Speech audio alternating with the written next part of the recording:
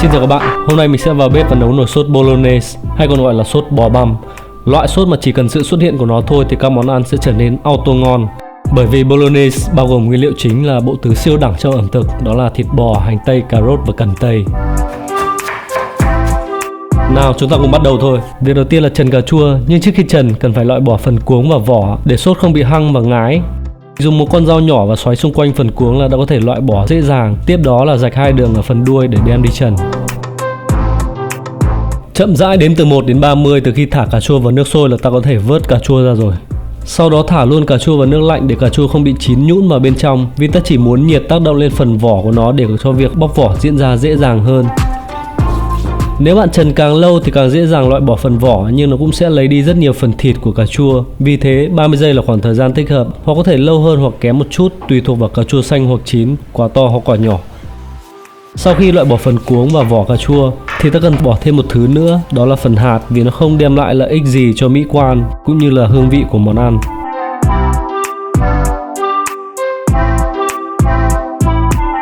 Bước tiếp theo là lọc lấy phần nước từ chỗ hạt và cho vào máy và xay cùng cà chua. Nếu bạn lười không muốn phải vệ sinh máy xay thì có thể dùng dao thái cà chua thành các hạt nhỏ hình hạt lựu, nhưng chắc chắn là sẽ lâu hơn một chút.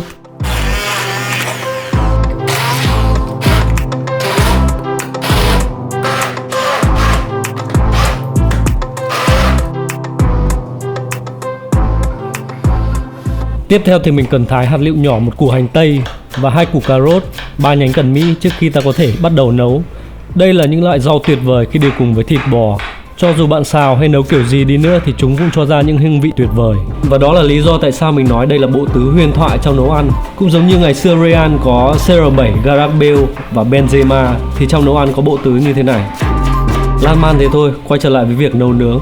Sau khi chuẩn bị các nguyên liệu rau củ quả đi kèm thì bây giờ có thể nấu sốt được rồi.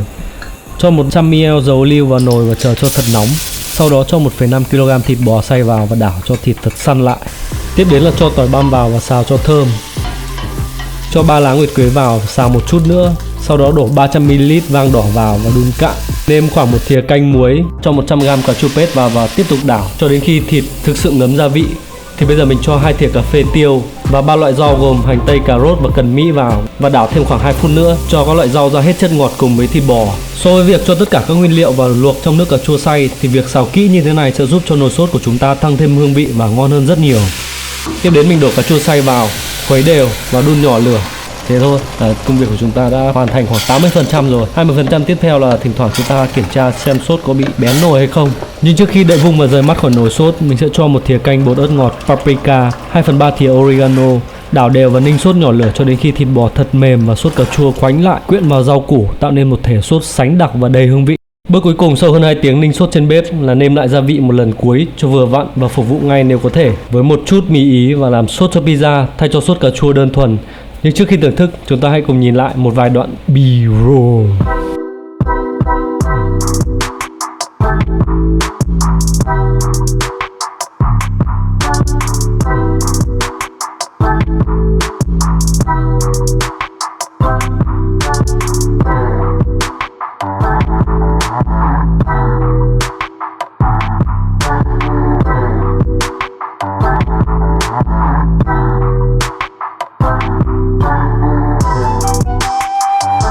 Bây giờ mình sẽ thử có lẽ là thử cái mì trước đi.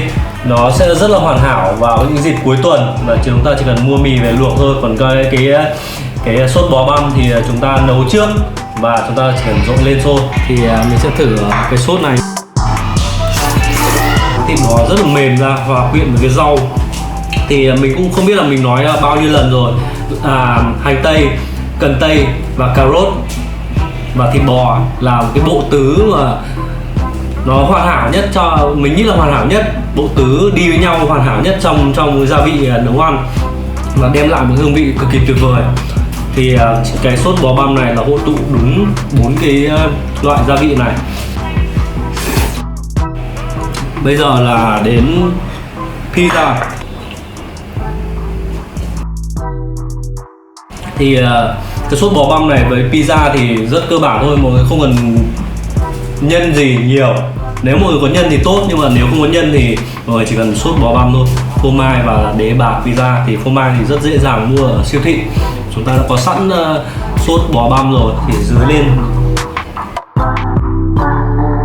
Và có lẽ là mình xin được kết thúc video tại đây nhé. Cảm ơn mọi người và hẹn gặp lại ở video tiếp theo.